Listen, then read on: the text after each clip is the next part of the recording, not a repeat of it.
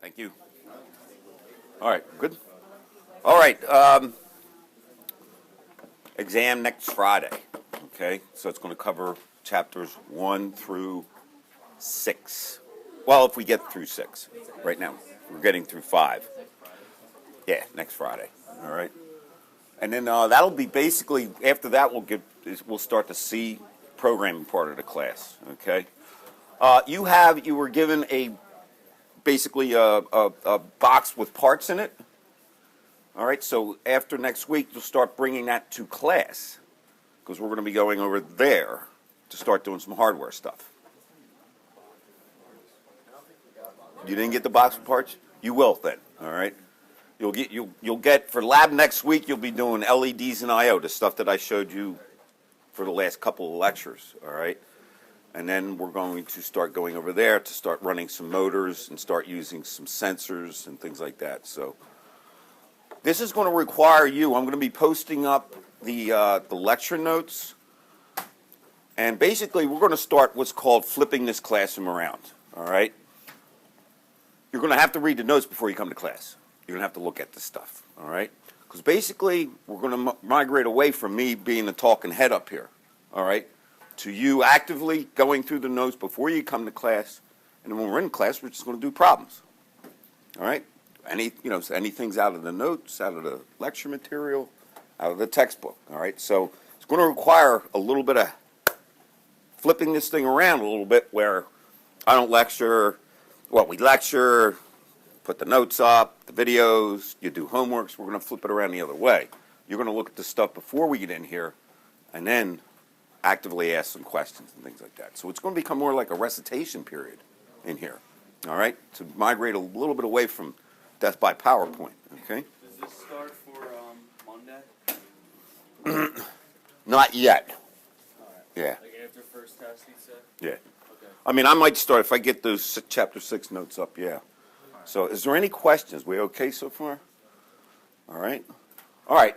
This is the addition stuff. It's again, we're doing addition, subtraction, some multiplication, some logic operations. It's pretty, I think, cut and dry. And it's just we'll see how the flags are affected and things like that. So if you look at the add instruction by itself, now we're going to do multi-byte addition also. So we're going to be doing adds and then adds with carries. So, but just to start off with, if we have an F5 and an OB, and then we're going to just add these two registers together and then just store the result in R21, you simply take the binary addition of the F5 and the OB, and just for an example, it just comes out to be all zeros. So for this, on this, your 0 flag will be set, the H flag will be set, and the carry flag will be set. The reason the H flag is going to be set is because we have, when I go 1 and 1, I get a 0, 1 and 1, 0, 1 and 1, 0, 1 and 1, 0. There's a carry that comes from the 3rd bit to the 4th bit. That initiates the H flag, okay?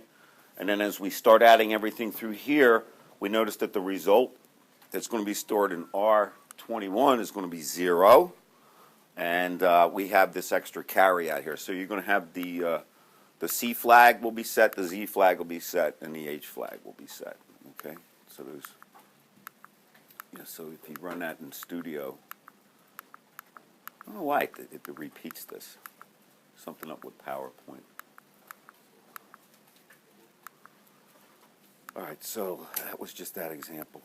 I don't know, it's repeating itself. But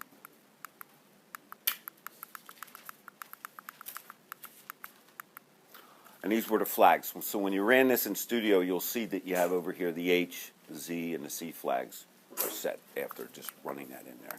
We don't have to run it now. All right. Now what we want to do is we're going to run on the 2560. We're going to store some numbers and add them. And why don't we grab this code and run it, bring up Studio.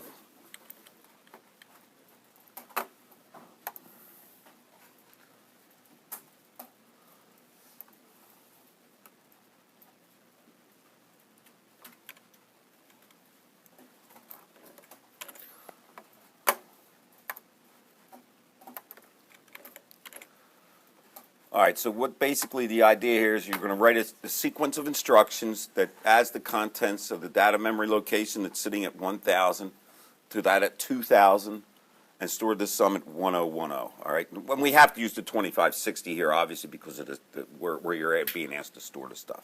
Okay. All right, so let's just build this guy up. All right, so we're just going to, in order to do something, to physically do it, you have to put some data in a memory location. So we're going to start off by just loading in a 3 in the R17, put that into 1000, put an A2 in the R17, go to 2000. Then we're just going to address it using the indirect addressing method of using the Y register. So you just set up the Y low and the Y high. All right, they're going to be set up here. And then we store it, okay? So now we've got the Y set up, the Z is set up, and then we just load and then do some additions. Okay.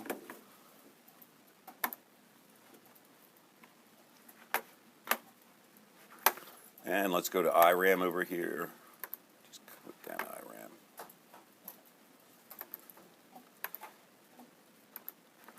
Now I'm going to go to, we see that we get the data in at 1000. So there we loaded up the A3s, loaded up in there, and then you can look at the 2000.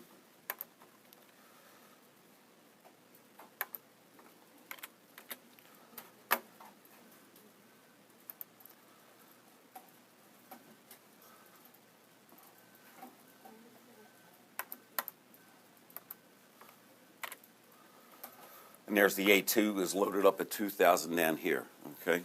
So we have one way up here at 1000, another one down here is at 2000.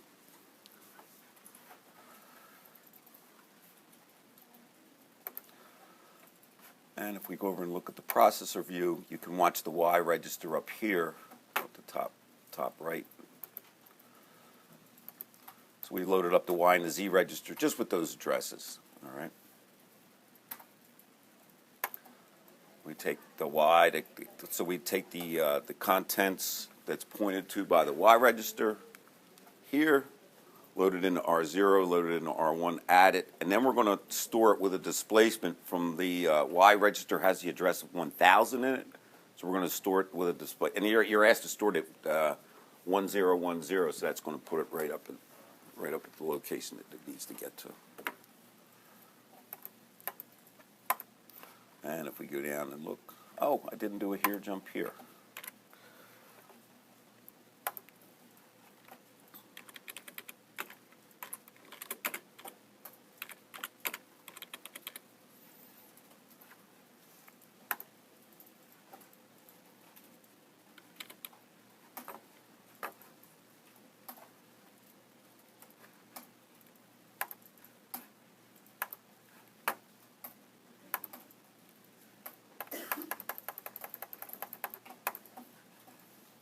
And we go to 1000.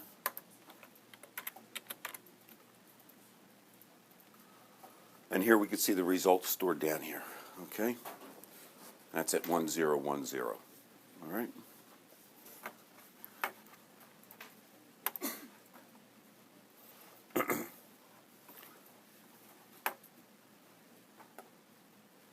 All right, this was just another example. Oops.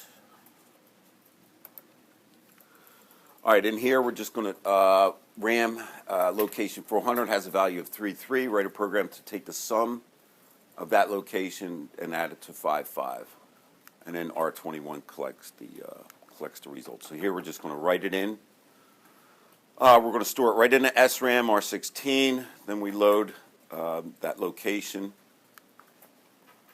into R16. And then we just simply do some additions. All right.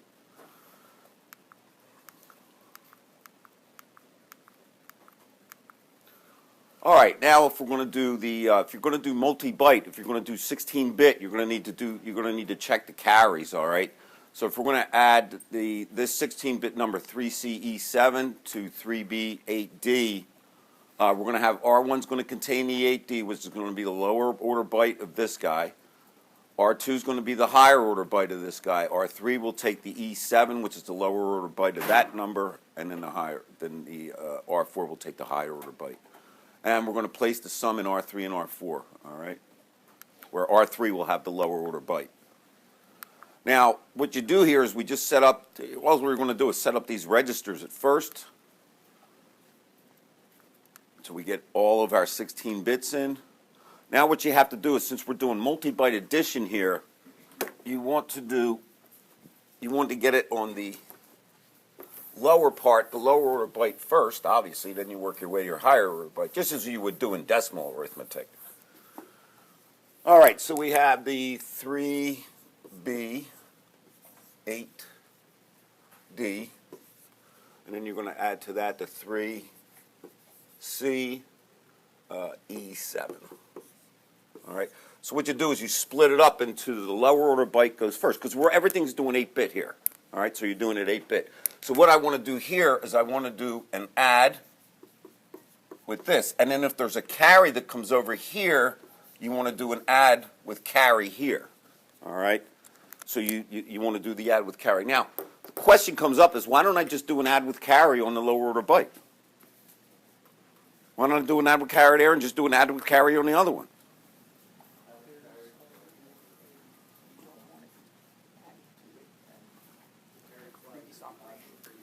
The carry flag could be high from somewhere else. So that would throw off the result on the lower order byte.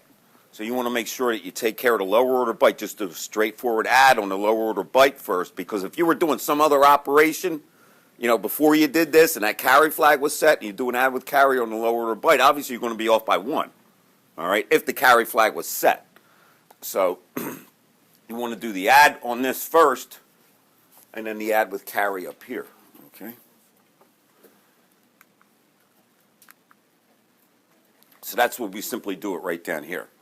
We take care of you just add the lower order byte of the first one is sitting in R1, and the lower order byte of the other number is R3. You just add those together, all right? If there was a carry generated here, we would add the higher order byte, add the higher order byte, and then that carry would be taken care of right in there, okay? So that'll give us our final result. Will all be sitting in there.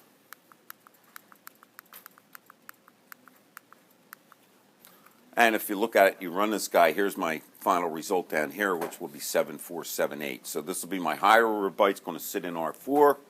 The lower order byte's going to sit in R3. Okay. All right, you could also do this on the 169P, but obviously you got to move down in memory. So we're going to go from 130 to 133 and 150 to 153. And we're going to add some multi-byte numbers and save the result in 160 through 163. So here we're going to take these guys and add them together. Okay, so now you even have more addition here.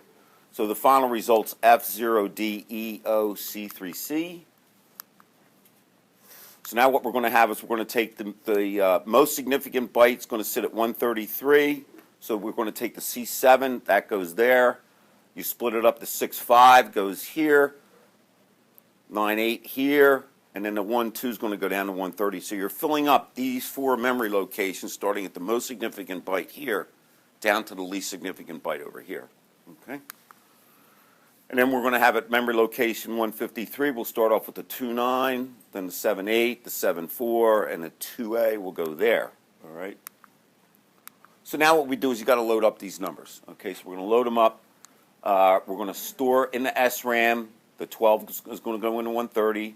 The 98 is going to go into 131. The 65 goes into 132, and so forth. So we're just loading the numbers up. We're just progressively filling up those SRAM locations with it. All right, and then we have to get down to actually start doing the addition. So now at this point we've got all the bytes are loaded into their memory locations. So now we're going to just get a counter value here, because we've got 4 bytes. All right, we're doing 4-byte addition here. So we've got actually 32 bits you're working with. So this is a 32-bit addition. All right.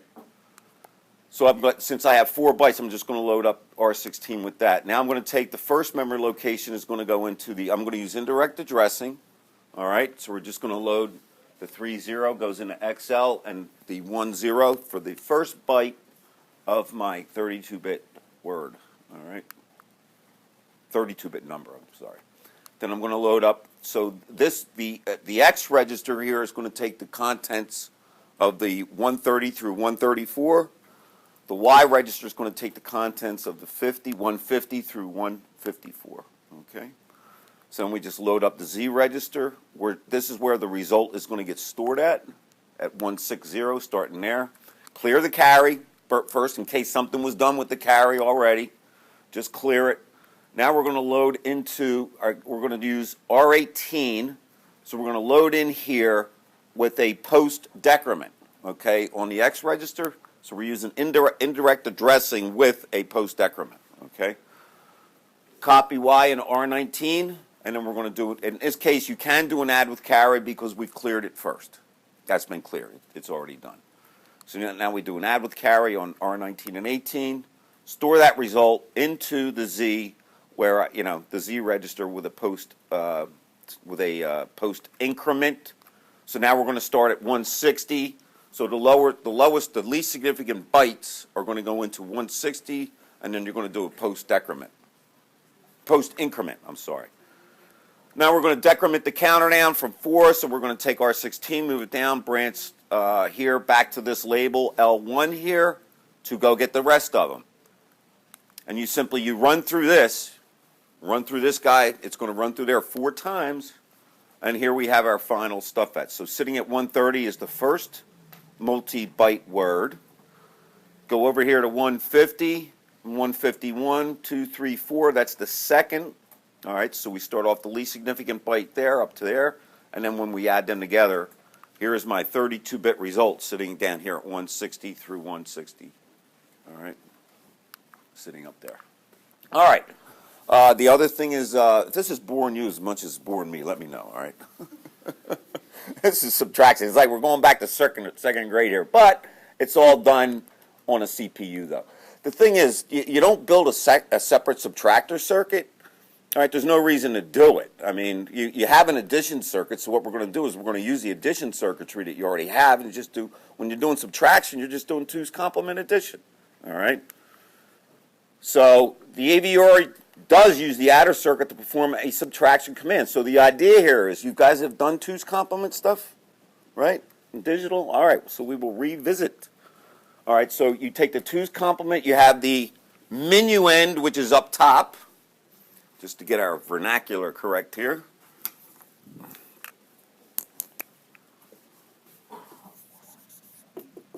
The minuend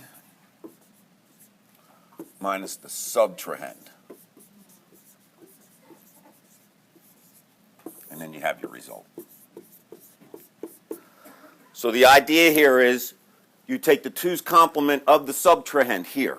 All right, so you're going to be taking, you leave the minuend alone, take the 2's complement of the subtrahend, all right, and then you add the minuend to the 2's complement of the subtrahend, and then you invert the carry. Reason why do we invert the carry? When I'm doing 2's complement addition, I invert the carry bit because what do I need to know in the end here? Whether it's positive or negative number, all right? So the carry bit's going to tell me whether this result was positive or negative, all right? So the idea here is when you're using 2's complement, we have A minus B, but really what we're going to do is A is going to get added to the complement of B, the 2's complement of it, all right? So the idea here is if I have an n-bit adder circuit here where I have my sum coming out of here, my any n-bit number here and an n-bit number here, I simply do an inversion on the B is going to be the subtrahend. So you do an inversion here, which gives me the 1's complement.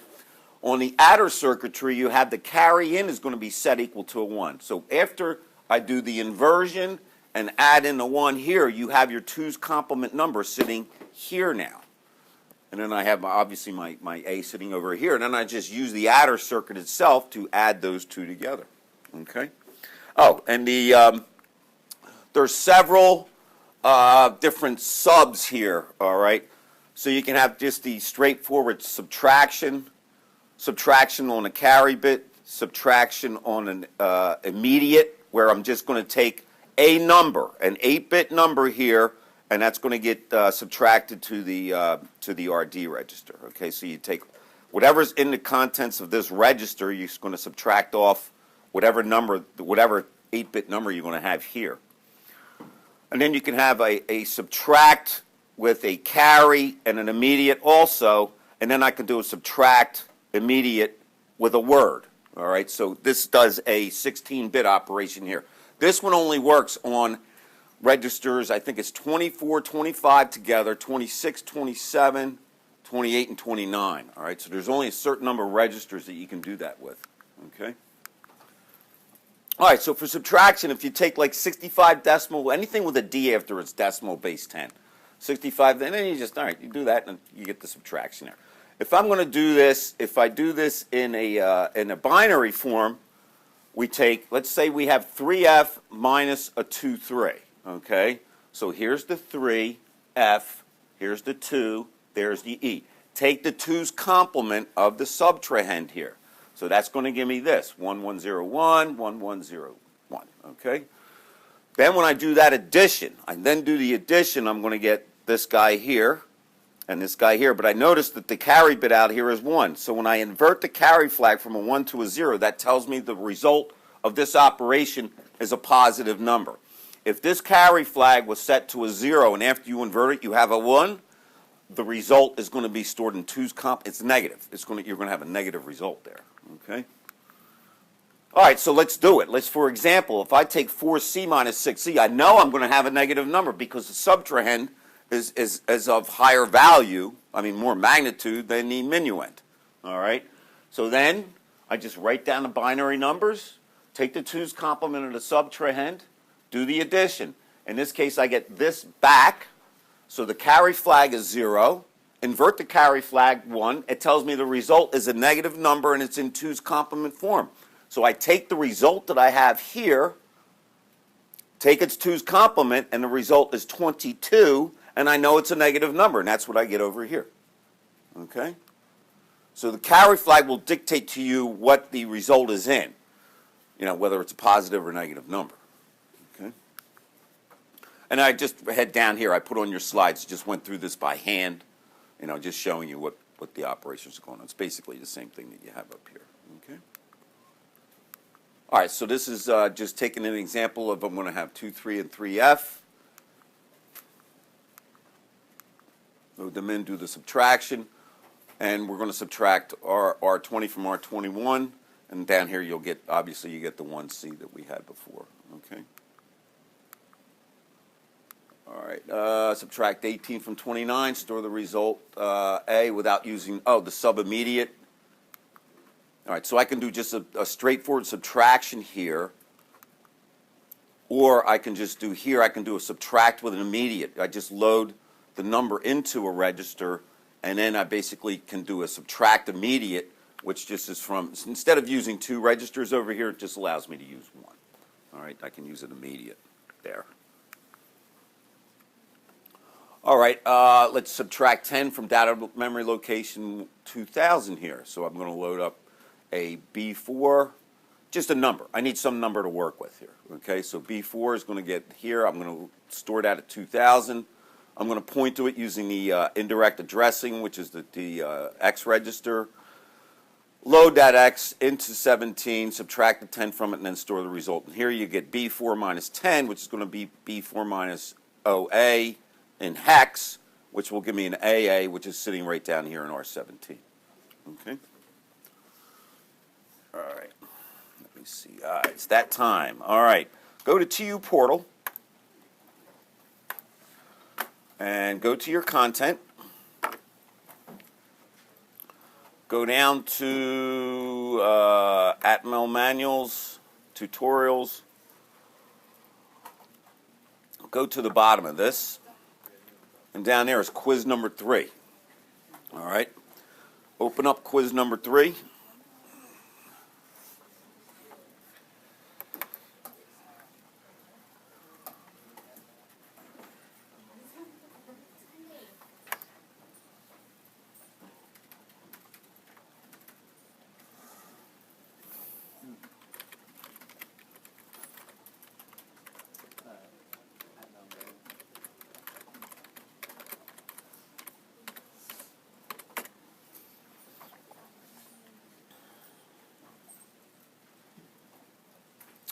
All right, there's two sides to this quiz. There's a problem 1 and a problem 2. You have 20 minutes. This is to be turned in on using Turnitin. All right. So, what's that? What you're going to do is the following. You're going to use Atmel Studio to do this. All right. You just don't simply just write down here what the code is. Go into Atmel Studio, solve this problem. Show me screenshots of where the results are going to be stored. All right. So you're going to need the snipping tool. All right. So bring up your snipping tool. So all you're going to do is take your temple ID number, your temple ID.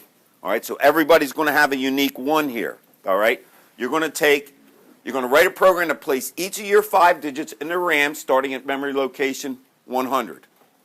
All right, you can run this on the 169P. Both of these problems are to be run on the 169P. Add each digit to R19 and store the sum in SRAM location 306. All right? So you're going to add each digit up and store the result in R19, and then you're going to take that result and then you're going to store it over at memory location 306. I want to see a screenshot of first where they are starting at memory location 100, and then give me another screenshot of 306 that shows the results of adding your 5 digits together. Okay? Isn't our TOID 9 digits? Yeah, but I'm only taking 5 of them. It's your, like, so It's like TUE number. Yeah. Oh, that one. Oh, Yeah. I meant like on our ID cards. Yeah. Yeah. All right, the second problem is pretty straightforward. You're running this on the 169P, so you have a clock of 8 megahertz. This is a delay routine. All right? Find the time delay for it. All right? Yeah. Starting at 100. Yeah. So first store them in 5 memory locations. Okay? Then you're going to pull them out, and you're going to start with R19 and just add them all up. Okay? So you can use indirect addressing, direct addressing, any way that you want.